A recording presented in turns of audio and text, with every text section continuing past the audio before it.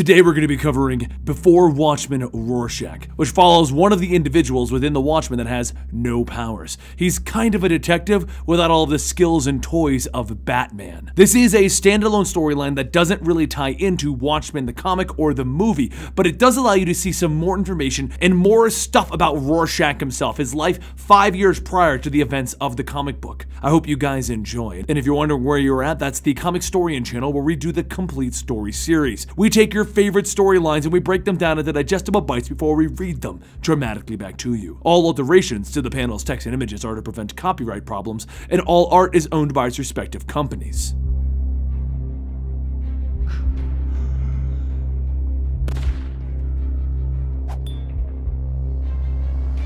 July 1st, 1977. Rorschach's journal. I hate this place. Have since I was a child. My mother, may she rot in hell, called it the greatest city on earth. One New Year's Eve, she took me out on the fire escape and told me that I was lucky to live here, and that I owed her that. It was one of the few times she ever smiled at me. Then she called me back to bed by one of my uncles. I stayed outside in my pajamas, holding the cold metal rail. The snow fell. My fingers turned blue and my toes purple, then black as the sun rose. She wasn't smiling when she brought me into the emergency room. She was spitting, cursing, asking me, "Why do you always have to ruin everything? What made you this way?" I looked her in the eye and I said, "You did and do. All of you do." With a crack, the doors kicked open and Rorschach knocked over the man in the seedy strip club. Looking down on his body, he told him, "Bitch, to be you right now." He grabbed the man's shirt and he began to swing down on him with his right fist, punching him. And then he broke the arm, saying in his growl of a voice, "Tell me where the smack is." The man tells him, "The sewer." But that's not good enough for Rorschach. Wasting time on the arm, moving on to the back. Fear washes over the man as he spills the beans. July 6th, 1977. I've spent days wading through garbage looking for smack. A prospector in hell digging for the motherland tirelessly. Haven't slept. Can't afford to. This dream is mine. It will make me rich. As he opens up a door, he sees two men playing dice in front of the door. Eureka! They left their shotgun lying around. So Rorschach decides to return it with a little force as he swings it across one of the men's faces. Then he drops the surprised ally to the scum that is wiped from the earth. He lights a Molotov cocktail and he opens the door to find his objective. But instead he gets a fist in the face so hard that it reminds him of a train running him over. Falling back into the runoff of the city, the Molotov breaks on the ground and more men come into the room, kicking him down. They start to swing bats and fists into Rorschach as he tries to get up and fight back. But it's too much. Too many. He reaches for the shotgun, tripping over one of the men that dropped it. Rolling onto his back, he cocks it, and he pulls the trigger. He hears it. Click. The shotgun is empty, so they kick him in the face again. With the world seemingly upside down, a man in a white suit walks out and reveals his face. His scarred and messed up face. "Crime fighter, huh? Nice to meet you. I'm Crime." The men pick up Rorschach, and holding him there, Rawhead steps forward. "Dude, you don't measure up to your myth." He turns back. "Frankly, I'm disappointed I was afraid of you, that I stooped to your level." They lift up Rorschach's mask, but instead of removing it, they leave it, because whatever's underneath doesn't matter. Whoomp,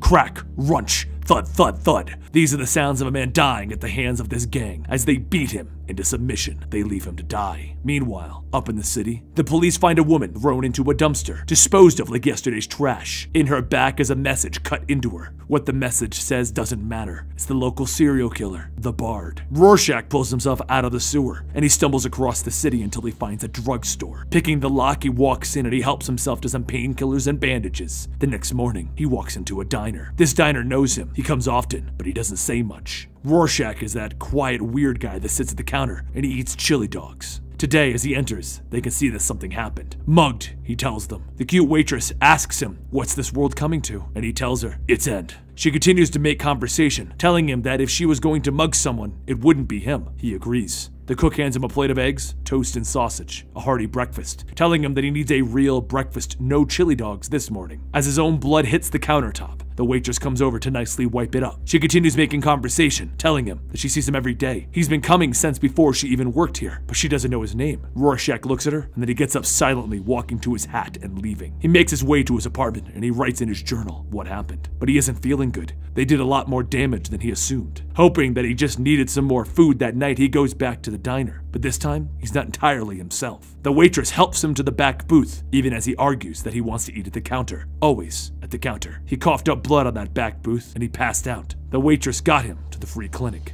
July 10th, 1977. Rorschach woke up, removing the IV. He then walked himself out. He doesn't need the hospital, but he does need to help himself to the painkillers on the way out. The waitress comes to check on him, and he saw her. As he exited, she didn't see him. Rorschach's journal. The city is rotting. Garbage and decay pile higher, becoming our homes. Monuments to the corruption of those in powerful positions. Citizens too distracted to notice his horror. Authorities benefit keeping us that way. Case in point, the serial killer, the Bard. Named such to make him mythic, to make him feared, to control. People happy being controlled, being dominated, handing over the knife of responsibility. But when it's used against them, do they get what they deserve? With a crack, Rorschach opens up the door to the hotel in his mask, walking past the counter, going upstairs. A very bad man doing very bad things is up there. As this bad man is about to cut into a hooker's throat, Rorschach appears behind him. He swings the bottle, missing Rorschach, and Rorschach punches him to the ground before stomping him into oblivion. Rorschach asks a few questions, but the bad man spits on his shoes. Those were nice shoes. So Rorschach shoves the broken bottle into the man's crotch. That's when he sees a broken piece of it on the ground, and he puts it in the man's mouth before punching him. The bad man tells him, "Go to hell," and Rorschach replies, "I plan to, once you give me directions." Clomp, clomp, clomp can be heard as the man's help is arriving. The hooker must have talked. They kick in the door and Rorschach throws down a gas grenade, and he takes money off the counter before leaping out the window. They run over blindly, shooting out the window. That was a mistake,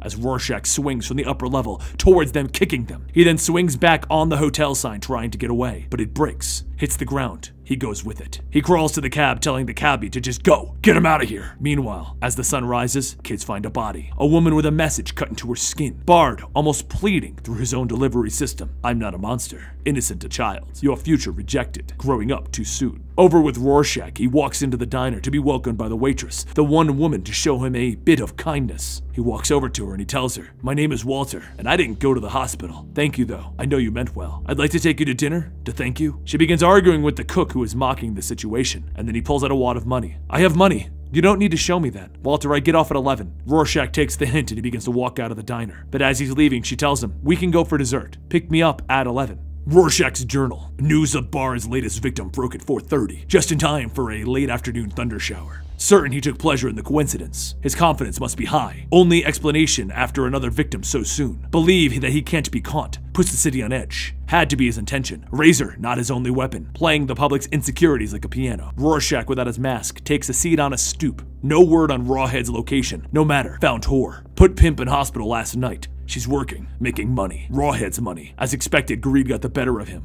Not expected, him being alone. Too easy. Rorschach begins to follow him as he takes the girls with him. As he enters his own strip club, the guards stop Rorschach, and the lights in the city go out with a blackout. Pushed to the edge, the city has to quit. Paranoia will turn to panic or terror-induced immobilization. An opportunity to put my efficient process into motion. Rorschach puts on his mask as he walks away from the guards due to them being distracted from the blackout. He walks into the strip club where they're waiting for him, but it was a trap. They open fire. Rorschach ducks behind another of the men so that he can take the hits. Then, he returns the favor. With only Rawhead in the room, he throws his hands up to surrender. Rorschach informs him, "That's not how I work," and Rawhead flips him off. "Me neither!" when a man kicks Rorschach from behind. Meanwhile, it's 11 p.m. The waitress is waiting outside for Walter to take her home, but another man tells her to come with him. He'll walk her home. Keep her safe from the blackout. Back at the club, Rorschach is fighting off as many men at once as he can, while Rawhead is dancing with the disco. It's too much. He's weak. They drop Rorschach again and Rawhead takes his mask. Rawhead informs him he's a nobody without the mask, so Rawhead puts on the mask and then knocks out Rorschach. Meanwhile, the city has begun looting. The lights go out, and so do the city's morals. No one cares anymore. They take what they want. The waitress is following her knight in shining armor into an alleyway to avoid the looters. But once she goes down the alley, she knows her mistake as the man brushes her hair out of her face and then grabs her by the back of the neck. Rorschach woke up back in bed, tied up with Rawhead on top of him, laughing. One of his men calls out to him, and Rawhead stops him. "No, no, no, no! You call me Mr. Rorschach now! Now, what can I do for you, Lucky P?" I don't get humanity. It's a blackout and people ain't people. It's every man for himself down there. Something wrong about it. You're bothered. I understand. But what if I went out as Mr. Whatever I said, Rorschach, cracked some heads, killed some people, brought some peace? That'd be something. Yeah, it would. Finish off, Mr. Nobody. And with that, Rawhead walked down the stairs to go play superhero. As Lucky P got ready to torture Rorschach, Rawhead runs outside. He's gonna save the day. He's gonna be the superhero. That's when one of the looters decides that they'll handle Mr. Rorschach themselves. In the room, Rawhead left the door open, and their pet tiger walks in. On the streets,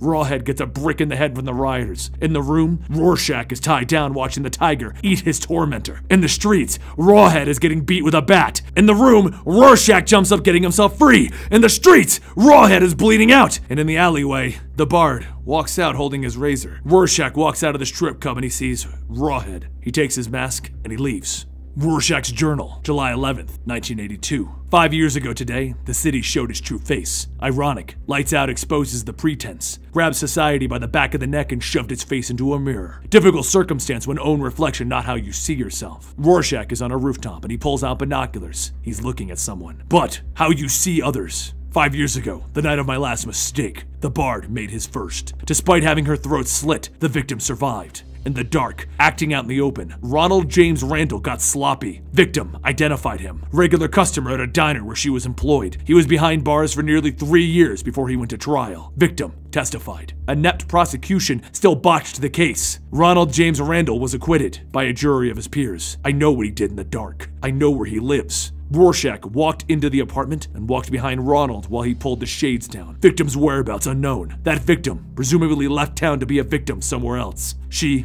and her scars. No escaping the naked truth when it's carved into your chest. You'd serve me. Ronald James Randall will not be ordering from that diner again. And that concludes the seedy underbelly of the city as told by Rorschach. I hope you enjoyed this before Watchmen story, as the Rorschach tale is one of my favorites, as it is a standalone story. Don't forget to subscribe to this channel to keep up to date as to who and what the Watchmen are, so we can get you ready for DC Rebirth. And you can always follow me on Twitter and Instagram at Comicstorian. I'll see you next time, right here.